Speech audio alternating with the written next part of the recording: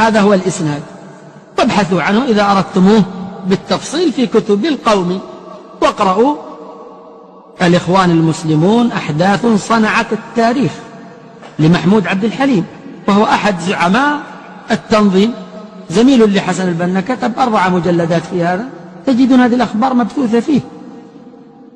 هم من أكذب الناس.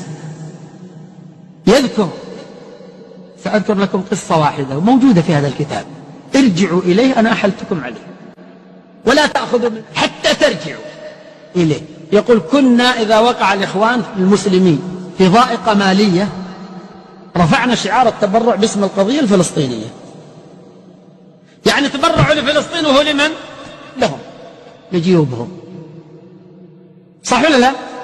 وأنتم رأيتموه قبل سنوات قريبة ليست بالبعيدة، تحفيظ القرآن والعلب هذه التي فيها تحفيظ القرآن، تبرعات، مسكوها أين تذهب؟ للإرهابيين.